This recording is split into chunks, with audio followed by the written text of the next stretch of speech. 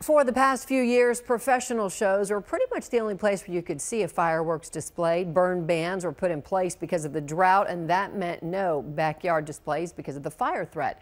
Well, the recent rain has changed all that. Fox 4's Brandon Todd is live tonight in Tarrant County with more at a fireworks stand. Brandon?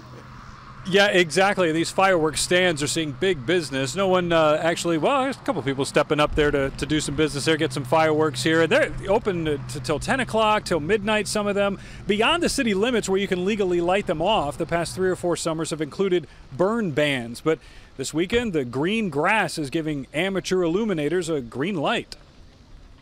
That was the thing that we came to get. Tyrone Morgan is ready for the 4th. The bigger the firework, the better, and he's got plenty. It costs, but it's worth it in the end.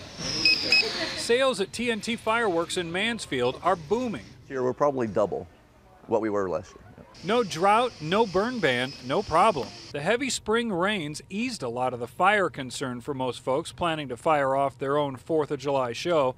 And the big aerial displays with falling sparklers that typically would cause the grass fires in years past, big sellers this year. I know in the past people have been afraid to purchase the fireworks because of the drought situations.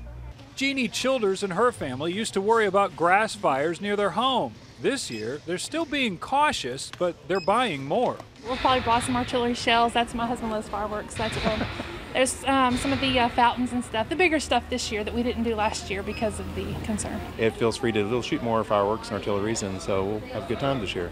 A year ago, around 89% of the state was in some level of drought. Now that number sits at 5%, and all of North Texas is at a low risk for fire. Tarrant County's fire marshal says fires are possible and people still need to be careful, but the greener grass likely means any spark from a firecracker just won't spread as quickly. We're not so worried about the taxation on the fire departments as far as running a lot of, grass fires, fuel cost, expenses, wear and tear, and then property loss too. And Heather, I don't know if you saw my tweet earlier in the day, but I put #amateur-hour, and that's kind of what they're thinking, is that a lot of the people that may not have fired off fireworks in the past may try their hand at it and hopefully not lose their hand. Emergency officials are hoping, so folks need to be careful out there. Yeah, all you have to do is go on Twitter or Facebook. You see all those videos where it's fireworks gone wrong. So that means maybe leave things to the professionals. So is any of this going to affect those professional displays?